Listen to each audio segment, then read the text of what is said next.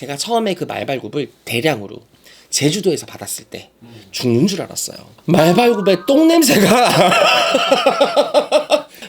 씻어도 냄새가 안 가시는 거야.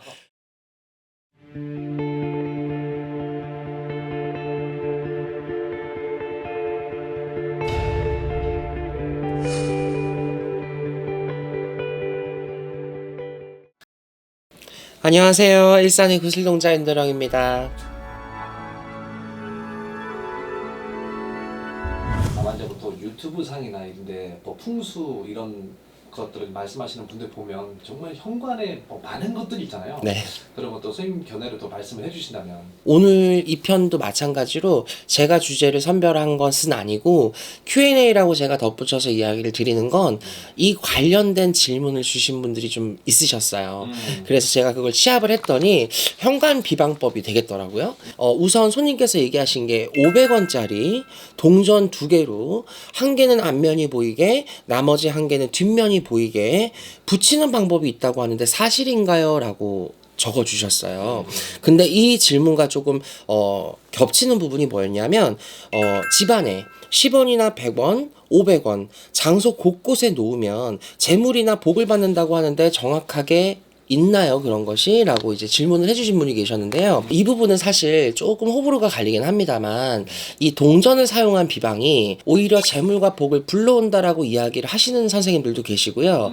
반대로 그런 것들은 동토와 동법을 잡는 비방이다라고 얘기를 하는 분들도 계세요. 이런 10원짜리나 동전을 사용한 비방은 옛날에 우리가 장판의 쉽게 말하면 지금은 몰딩해서 깔끔하게 나오지만 옛날에는 제가 아시죠? 장판이 벽지에 이렇게 장판이 됐던 그래서 요걸 이렇게 들면 장판이 보이고 그쵸 그 장판을 들면 바로 시멘트 바닥이었다는 우리가 그런 집에 살았잖아요.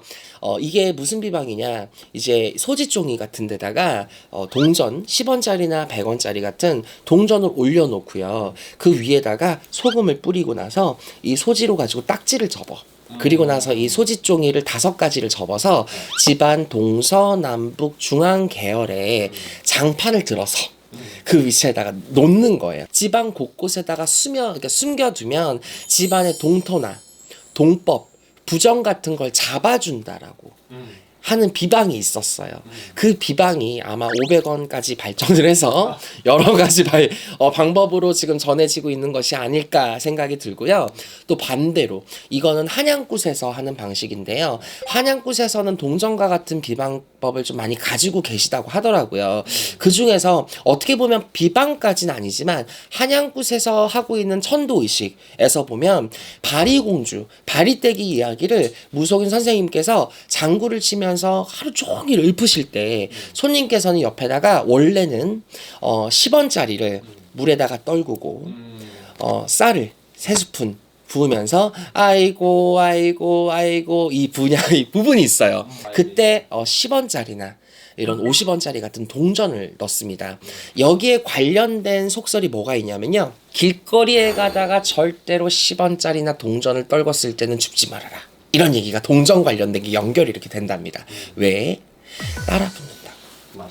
안 좋은 게. 떨어진 돈은 내 돈이 아니고 귀신의 돈이고 영의 돈이니 탐내지 말고 그냥 내버려 둬라. 라고 옛날부터 그런 얘기가 있었답니다. 그래서 윤도령의 기준으로는 아까 얘기했던 장판 시절의 비방을 따라갈 수가 없다면 굳이 현관에다가 동전을 앞뒤 상관없이 붙이는 비방은 여러분들한테 크게 도움이 된다라고 말씀을 드리기에는 조금 어려울 것 같다라고 얘기를 드리고요. 자, 두 번째 자석으로 된 모형 같은 것들을 붙여도 되냐라고 하셨어요. 특히 새 모형도 얘기를 해주셨는데요.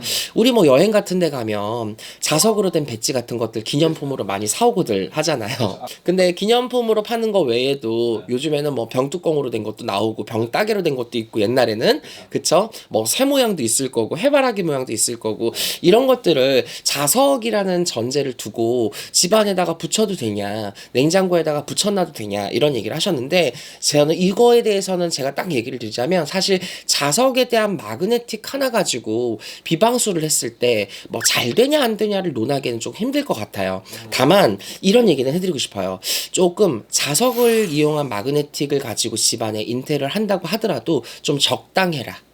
어떤 분들 보면 이 냉장고에다가 무슨 마그네틱이란 종류는 냉동 냉장 다 해가지고 싸그리 도배를 해놓은 분들이 있어요. 솔직히 이거는 비방이랑은 관련은 없는데요. 부엌은 조항이잖아요. 그쵸. 조항신이 우리가 안정이 잘 되어야 집안에 돈도 잘 불린다고 하듯이 조항이 정신이 없으면 안 돼요. 그런 기물들을 좀 난잡하게 도배를 해놓거나 주방의 기운을 흐리게 되면 오히려 역효과를 낼 수 있다라고도 생각을 하니까 참고해 주시면 될 것 같고요.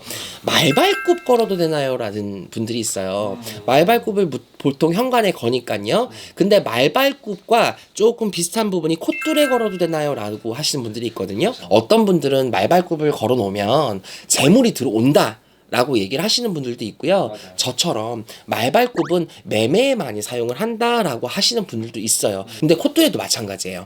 저는 콧뚜레를 나가지 않는 집에다가 걸어 놓으면 나가더라고요.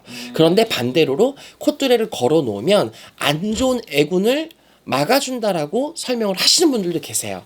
그래서 여러분들 이 비방이라는 것은 선생님들마다 받은 수월이 조금 달라요. 우리가 고전 쪽으로 내려오는 비방술들을 보면 사실은 콧뚜레 같은 것들은 애군, 액사를 막아주는 것도 도움을 주고요. 또 거기에 무속인 선생님이 비방이 조금 더 더해진다면 콧뚜레가 안 좋은 기운을 뚫어주거나 매매 역할을 해주기도 하고요. 말발굽도 마찬가지예요. 사실 말발굽은요, 윤도령이 생각했을 때는 시중에 파는 말발굽은 저는 별로 추천을 드리지 않아요. 말발굽은 실제 그 말 편자, 실제 말이 끼고 있었던 편자를 빼서 세척을 해서 사고 있는데 제가 처음에 그 말발굽을 대량으로 제주도에서 받았을 때 죽는 줄 알았어요. 말발굽에 똥 냄새가 씻어도 냄새가 안 가시는 거야. 나중에는 락스물에 담가 놓고 그 똥냄새도 똥냄새지만 그 세월 속에 말발굽이 많이 달아져 있고 기스도 나 있고 이러잖아. 옛날 물건같이 돼 있는데 그 실제 말발굽을 써요. 저는 이왕 말발굽을 사용하셔서 재물이 됐던 재수가 됐던 매매가 됐든 여러분들이 뭔가 비방을 좀 보려고 하면 원말 편자를 좀 구입을 해보시는 게 어떨까? 추천을 좀 해드립니다. 마지막 현관 조명은 항상 밝게 해놔야 되나요? 라고 질문을 해주셨는데요. 사실 현관 비방이지만 현관뿐만 아니라 저의 개인적인 취향은 집 자체를 어둡게 해놓는 것보다는 밝게 해놓는 게 좋다라고 생각을 합니다. 제가 이번에 캐나다에 가서 좀 놀란 게 있었어요. 캐나다에 갔는데 손님 집에 비방을 하러 갔는데 불을 켰는데 불이 안 켜진 것 같은 거예요. 그래서 제가 불이 원래 여기 이렇게 낮아요? 그랬더니 캐나다는 좀 집안 식구들과 가족들과 하는 그런 것들을 좀 오붓한 느낌과 아늑한 느낌을 추구하기 때문에 살짝 노란색 전등 같은 은은한 킨 듯 안 킨 듯 하는 무드등의 느낌을 나는 거를 되게 좋아한대요. 근데 그분이 실제로 빙의 증상을 겪었던 분이거든. 물론 그렇게 얘기하면 캐나다 사람들은 다 빙의돼야 되지 않냐 이렇게 얘기할 수도 있는데 이런 밝은 집 분위기를 조금 많이 해두세요라고 하는 건 우리 특히 얘기하잖아. 신가물들 그리고 이런 영적인 부분으로 고통을 좀 받고 계셨던 분들 또 내가 가위에 잘 눌린다 또 내가 조금 되는 일이 없다 조상의 영을 좀 많이 탄다 특히 이런 분들은 더욱나나 집안을 밝은 LED 같은 좀 환한 빛을 두를 수 있는 조명을 내두르시는 게 좀 좋다고 생각을 하고요. 일단 집안에 오래 묵은 물건이 있거나 오래된 쓰레기가 있거나 잘 치우지 않거나 정리정돈이 안 되면 여러분들 제가 말했던 동전이든 말 편자 굽이든 콧뚜레가 됐든 다 무용지물입니다. 내 집 내 안땅부터 깨끗하게 청소하고 편안해진 상태에서 밝은 조명 아래에 여러분들이 원하시는 비방과 비수를 더했을 때 조금 더 효과가 있지 않을까 생각합니다. 감사합니다.